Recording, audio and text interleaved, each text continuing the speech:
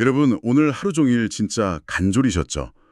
아휴, 결렬이냐 파결이냐 완전 롤러코스터 같았던 그 경주 정상회담 말입니다. 트럼프가 만찬장에서 해냈다 뭐 이랬다는데 이거 진짜 액면 그대로 믿어도 되는 걸까요? 3,500억 달러 주고 관세 깎은 거 이게 진짜 남는 장사 맞습니까? 오늘 이 애정객이 그 속내를 한번 탈탈 털어보겠습니다. 네, 그날 회담 정말 뭐랄까 예측 불허였습니다.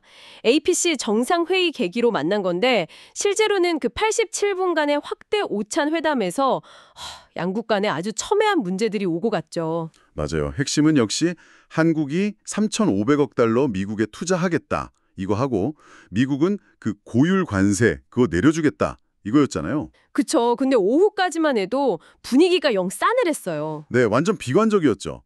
미국 재무장관이 직접 나서서 이거 복잡하다, 아직 때가 아니다, 뭐 이런 식으로 얘기하고 외신글도 뭐 결렬 가능성 높다 이렇게 보도하면서 우리로서는 진짜 걱정이 태산이었는데. 그랬는데 저녁 만찬다리에서 갑자기 트럼프 대통령이 합의했다 이렇게 깜짝 발표를 한 겁니다. AFP 통신에서 속보가 막 떴죠. 이야, 이런 톱다운 방식의 결정, 이거 어떻게 봐야 할까요? 정상 간의 직접적인 결단, 이게 때로는 뭐 교착 상태를 돌파하는 데는 효과적일 수 있어요. 근데 동시에 이 실무적인 조율이나 세부 내용 합의 같은 게 좀 부족하면 나중에 이행 과정에서 문제가 터질 가능성이 높죠. 그러니까 이번에도 그럴 수 있다, 이런 우려가 나오는 거군요. 네, 바로 그 지점입니다. 이번 경우가 딱 그런 사례가 될 수 있다는 거죠. 자, 그럼 이번 합의의 핵심 내용, 그 3,500억 달러 투자 약속이랑 미국 관세 인하 25%에서 15%로 약속. 이거 좀 더 자세히 들여다보죠. 아니 3,500억 달러 액수가 이게 보통이 아니잖아요. 그 성격이나 방식 궁금할 수밖에 없어요. 바로 그 부분입니다. 거기가 이번 합의의 가장 큰 쟁점이고 또 어떻게 보면 가장 불확실한 부분이에요. 알려진 바로는 미국 쪽은 초기 협상 때 상당 부분을 현금으로 투자하길 바랐다고 해요. 뭐 구체적인 연간 납부액까지 얘기 나왔다는 설도 있고요. 현금이요? 와. 그렇죠. 반면에 한국은 외환시장 충격 같은 걸 걱정하니까 실제 기업들이 투자하는 걸 인정해달라. 그리고 좀 길게 장기간에 걸쳐서 분할 이행하자. 이렇게 주장했죠. 조현 외교부 장관도 국정감사에서 기업 투자를 포함해달라고 요구했다. 뭐 이 사실을 확인해주기도 했고요. 결국 어떤 형태로 합의가 됐을까? 이게 진짜 관건이네요. 혹시 뭐 현금 일부 주고 기업 투자도 인정해주고 또 뭐 신용보증 이런 거 섞어서 하이브리드로 간 건 아닐까요? 그럴 가능성이 있죠. 투자 기간도 뭐 한 8년에서 10년 이 정도로 길게 분할하는 걸 미국이 받아줬을 수도 있다는 예측도 나오고요. 양측 모두에게 명분과 신뢰를 주는 그런 절충안을 찾았을 가능성. 네, 높다고 봅니다. 트럼프 대통령 입장에서는 역대 최대 규모 투자 유치했다. 이런 정치적 성과를 딱 내세울 수 있잖아요. 그리고 이재명 대통령은 당장 급했던 관세 폭탄 이거 제거하고 환율 안정 같은 경제적 실리 챙겼다 이렇게 평가받을 수 있겠죠. 각자 우리 이겼다 선언할 수 있는 여지를 만든 셈이죠. 근데 문제는 이게 아직 구도합의라는 거잖아요. 구체적인 내용이나 법적 구속력 이게 아직 불분명하다는 거. 이게 제일 찝찝하네요. 맞습니다. 그리고 단순히 돈하고 관세 문제만 오간 게 아니라는 점도 봐야 해요. 그 조선업 협력 휴약이 트럼프 대통령이 회담 전으로 계속 그걸 강조했잖아요. 네, 이게 그냥 우리 협력합시다 이게 아니라는 거죠. 관세 낮춰줄 테니까 세계 1위인 한국 조선기술 내놔라. 이런 압박 카드라는 분석이 많아요. 이야, 기술 내놓으라는 압박이라? 그렇죠. 국내의 조선업계 전문가들 사이에서는 벌써부터 핵심 기술 다 뺏기고 장기적으로 경쟁력 약해지는 거 아니냐? 이런 우려가 막 나오고 있어요. 겉으로는 협력인데 속으로는 미국 산업 경쟁력 키우려고 한국 기술력 요구하는 거다. 일종의 관리무역 성격 아니냐? 이런 지적이죠.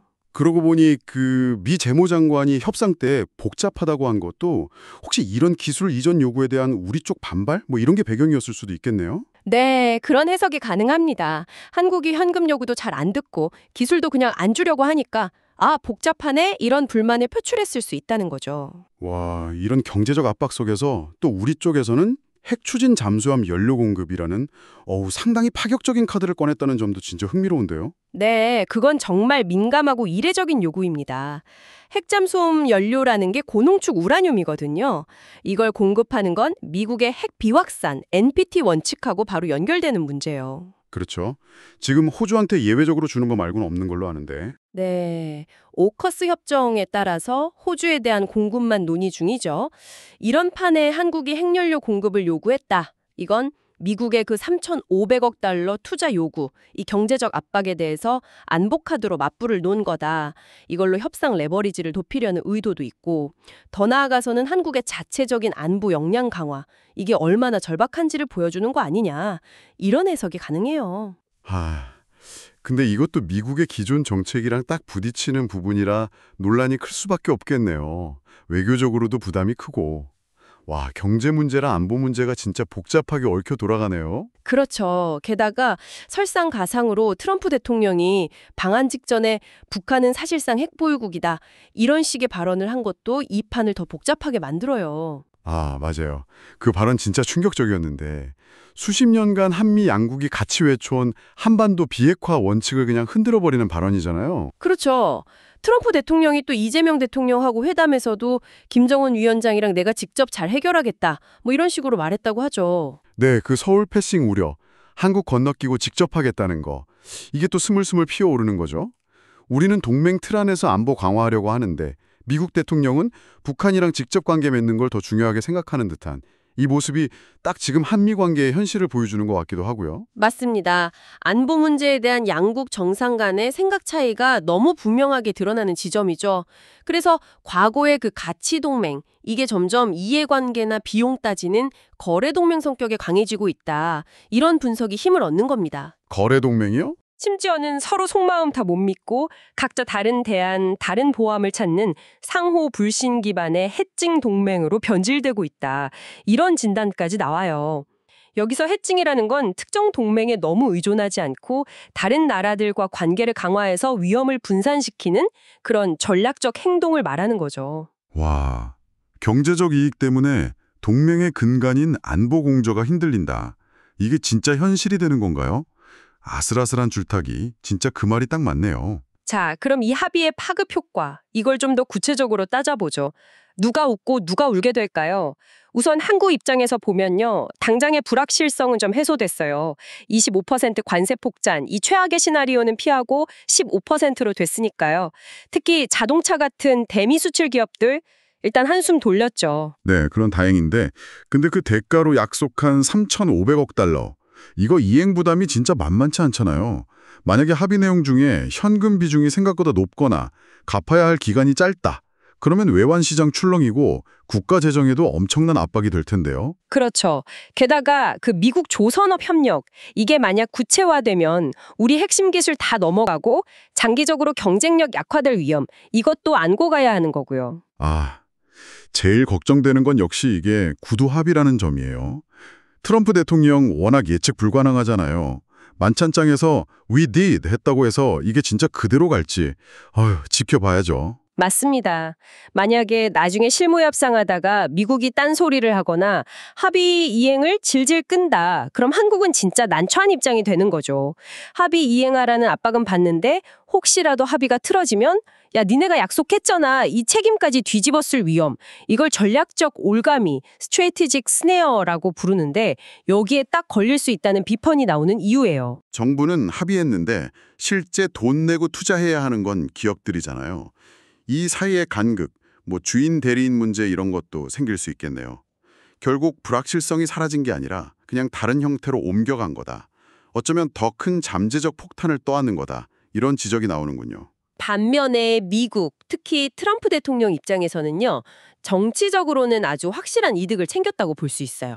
그렇죠. 지지자들한테 보여주기 딱 좋죠. 네, 역대 최대 규모 투자 유치했다. 미국 제조업, 특히 조선업 살린다. 일자리 만들었다. 이렇게 자기 지지층한테 어필할 수 있는 성과, 이걸 홍보할 명분을 딱 얻은 거죠. 합의 내용이 구체적으로 뭐냐, 실현 가능하냐 이런 것보다는 그 상징적인 숫자, 3,500억 달러, 그리고 해냈다라는 선언 자체가 중요한 정치적 자산이 되는 거예요. 그렇군요. 미국 실무진들은 나중에 이걸 구체화하느라 볼지 몰라도 정치적 효과는 이미 얻었다. 이렇게 볼 수 있겠네요. 결과적으로 한미동맹 관계 자체에는 상당한 부담으로 작용할 가능성이 커 보입니다. 이번 협상 과정을 통해서 서로 믿음보다는 거래하는 측면이 더 부각됐고 안보 문제에 대한 생각 차이까지 드러나면서 동맹의 질적인 변화, 이건 피하기 어려워 보여요. 아, 그리고 그때 백악관에서 이재명 대통령 직함을 국무총리로 잘못 썼다가 고친 해프닝도 있었잖아요. 네, 맞아요. 단순 실수일 수도 있지만 일각에서는 아니 동맹국 정상을 이렇게 대하나 존중이 부족하다, 외교적으로 세심하지 못하다 뭐 이런 비판도 나왔었죠. 자, 그럼 이 모든 상황을 종합해 볼 때 이번 경주 합의가 우리에게 시사하는 바는 뭘까요? 그냥 경제적인 딜 그 이상인 것 같은데요. 네, 맞습니다. 겉으로는 경제 문제 합의인데 그 속을 들여다보면 투자를 원하는 미국과 안보 강화를 원하는 한국의 복잡한 전략적 이해관계, 그리고 때로는 서로 부딪히는 목표가 깔려 있다는 거죠. 서로가 상대방의 가장 민감한 부분, 즉 미국은 경제적 요구를, 한국은 NPT와 관련된 그 안보 요구를 툭툭 건드리면서 아슬아슬한 줄타기를 벌인 형국이에요. 최악의 상황. 그러니까 고율 관세는 피했지만 그렇다고 이게 결코 최선의 결과라고 보기는 어렵다. 뭐 이런 거군요. 막대한 재정 부담, 핵심 기술 유출 가능성, 그리고 여전히 해결 안 된 안보 불안. 이런 여러 과제를 동시에 안게 된 양날의 검 같은 상황이다. 이렇게 볼 수 있겠네요. 특히 그 구두 합의의 본질적인 위험성, 이걸 절대 간과해서는 안 됩니다. 합의했다, 선언하고 나서 구체적인 내용을 조율하는 과정에서 얼마든지 판이 바뀔 수 있어요. 트럼프 행정부 과거 사례들을 보면 자기들한테 유리하게 합의 내용을 막 바꾸거나 추가 요구를 할 가능성, 이거 배제할 수 없죠. 아, 한국으로서는 합의 이행 압박 속에서 불리한 상황에 놓일 수 있는 구조적인 위험을 안고 있다. 이런 말씀이시죠? 그렇죠. 결국 동맹관계 근본적인 변화를 우리가 좀 직시하고 우리 스스로의 전략적 선택지를 넓혀야 한다. 이런 결론으로 가게 되는 것 같습니다. 가치보다는 실리, 동맹보다는 국익이 우선되는 이런 국제 질서 속에서 미국과의 동맹은 유지하되 다른 나라들과의 관계도 강화하면서 위험을 분산시키는 전략적 해징, 이 필요성이 더 커지고 있다는 목소리가 앞으로 더 힘을 얻을 것 같네요. 앞으로 해결해야 할 과제가 진짜 산더미네요. 네, 정말 많습니다. 우선 합의 세부 내용을 가능한 한 투명하게 공개하고 국민적인 공감대를 만들어야겠죠. 그리고 국익을 최대한 지키기 위해서 아주 치밀한 후속 협상 전략을 세우고 이행해야 합니다. 전문가들이 제안하는 것처럼 단계적인 상호 이행 로드맵을 만들거나 범정부 차원의 국익위원회를 만들거나 기술 주권을 지키기 위한 명확한 레드라인을 설정하는 거, 이런 구체적인 방안들이 필요해요. 그리고 무엇보다 이번 협상 과정에서 드러난 안보 문제, 특히 그 핵잠수함 관련 이슈, 이걸 어떻게 관리하고 풀어갈 것인지, 여기에 대한 깊은 고민과 전략적 접근이 정말 시급합니다. 자, 정리를 좀 해보겠습니다. 이번 경주 한미 정상회담 합의, 겉으로는 관세 인하라는 성과를 얻은 것처럼 보이지만 그 대가로 3,500억 달러라는 어마어마한 투자 약속과 함께 기술 유출, 안보 불안 같은 아주 복잡하고 어려운 숙제들을 떠안게 된 상황이다. 이렇게 요약할 수 있겠습니다. 트럼프 대통령의 그 We did, 한마디로 모든 게 끝난 게 아니고요. 오히려 더 복잡하고 골치 아픈 게임이 이제 막 시작된 것일지도 모릅니다, 여러분. 그렇습니다. 그 구두합의라는 안개 속에 가려진 진짜 청구서 내용은 과연 뭘지, 그리고 이 경제 문제와 얽힌 안보 이슈들이 앞으로 한미 관계 그리고 동북아 정세에 어떤 파장을 몰고 올지 계속해서 눈 부릅뜨고 지켜봐야 합니다. 오늘 저희가 이렇게 파헤쳐본 내용들이 여러분 각자의 시각으로 이 사안을 이해하시는데 조금이나마 도움이 되었기를 바랍니다. 어쩌면 우리가 치러야 할 진짜 대가는 관세 10% 피 인하 효과보다 훨씬 더 클 수도 있다는 점. 이걸 꼭 염두에 두셔야 할 것 같습니다. 다음 시간에 또 다른 뜨거운 주제로 돌아오겠습니다. 지금까지 여러분의 속을 뻥 뚫어드리는 애정깨기였습니다.